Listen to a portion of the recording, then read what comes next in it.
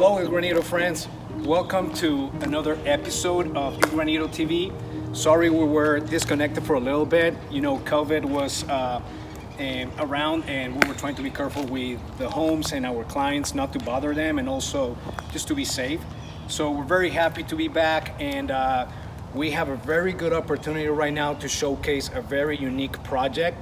Why? Because this house we're gonna be touring around is a house that was selected for the AIA 2020 Tour of Homes, and we were able to work with Joshua Rice, who was the designer, and Marc McCollom, who was the architect. Very, very talented people, and everything through the house is very open, and we used a lot of stone through the house. So we're very happy to be here, and thanks for watching us. Let's get started.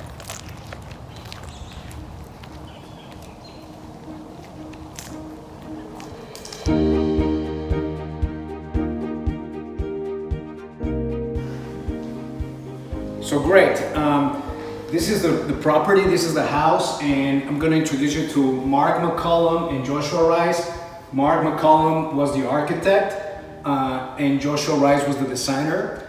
Marc, can you tell us a little bit about you, about your firm? Well, I've been practicing architecture for 25 years now in Dallas. I spent 3 years with Frank Welch, then 7 years with Max Levy. Had my own firm for about 15 years now. I like to keep it small because I like to work on the details. Great. How things come together is really important to me. So as you can see. Awesome. As you can see here. Great. Joshua, how long have you been around? I've been in business probably, 20 years, about 7 years with a company called Boatner Fruit, and subsequently thereafter my own firm. Small firm as well. Right now we have about 3 employees, but depending on the workload, we vary. So,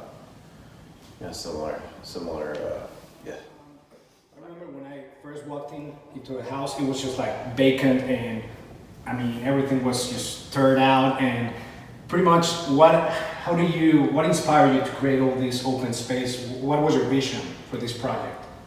Well, it's interesting, this house, this is a renovation. Mm-hmm. And it's like an 8,000 square foot house. It's, to me, which is giant.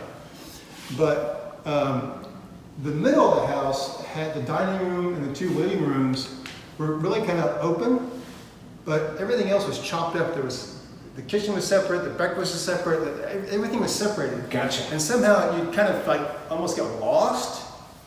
And it's like, well, no, we need to open things up. And because the house had a big scale to it, I wanted to appreciate that scale. I wanted to give the house that scale back. Gotcha. You know?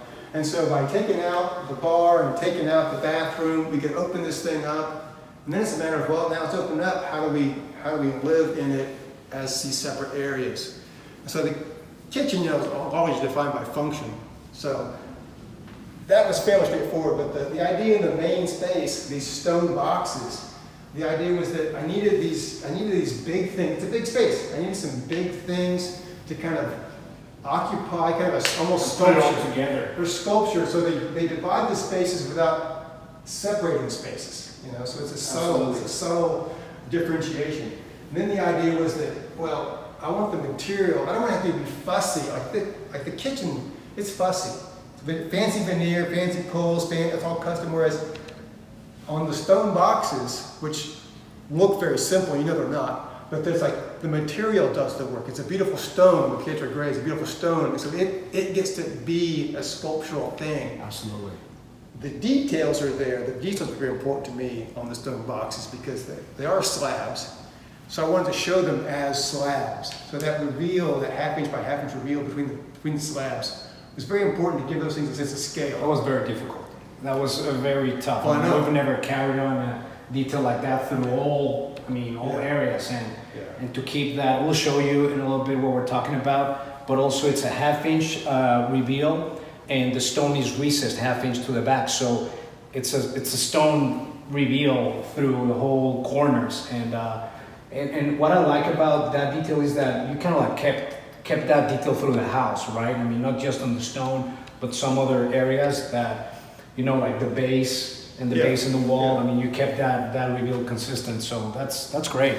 So in this kitchen, we used Caesar stone. Remember the name of this color? Was it concrete? I think it might be actually silestone. Silestone? Okay. Cemento spa. Cemento, you got it. Because it was I could get the hone. Mm-hmm. And I think some of the other options didn't have the hone. And that's what we really wanted. Great. So this is a silestone? Yeah, because this is kind of a big thing, it's because it's connected to the living room and you see it. I didn't want shiny material.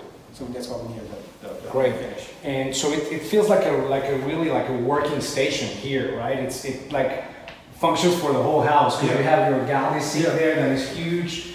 Is that a 6 feet galley sink? 6 foot galley sink with 2 galley faucets. I should line these things up, you know. You know, it's like, and there's barely room to get the sink and the all this stuff. It's like, great. this is where being involved in construction is critical because all these things they have to get figured out. And we did like a thick miter edge here with waterfalls and again, a waterfall here, and then just like you were saying, it just right here pulls you through the living room, and this is where like kind of like where the magic starts, because this is where we did 1, 2, and 3 stone blocks. They're really like fireplaces, but pretty much more like stone blocks, right? With a carved reveal, and I like how you also added the metal on the fireplaces, so we keep the reveal here, half inch. This is the reveal we were talking about. Then also on the floor, it doesn't touch, it doesn't go all the way down to the floor, it stops half inch from the floor. Then the metal here, just kind of like natural elements. And I also remember it was very hard to find the Pietro gray that you guys wanted, right? Yeah, we went through quite a few rounds of that. And yeah, because we needed like around 30 slabs, and at the end, I think we were able to find it. And the beauty of it is what we kind of like worked together on was that they wanted to achieve the Pietro gray look, but we were able to find the slabs to keep all the veins through the areas consistent. They don't cross at any point, they're just like flowing right through the area. And why Pietro gray? Why were you looking at Pietro gray? I think the clients, are pretty well traveled. They've lived in Brazil and Mexico, and they find themselves kind of inclined towards these warm, rich materials. Like the kitchen is teak. Obviously we got the white oak floors, which makes the most sense here. But we needed some, white didn't really seem right. There's a very limited palette of dark stones that still look reserved and sophisticated. Pietro gray is one of my favorite just because it's, it's not overbearing and it's dark color, but it's also kind of warm and sophisticated.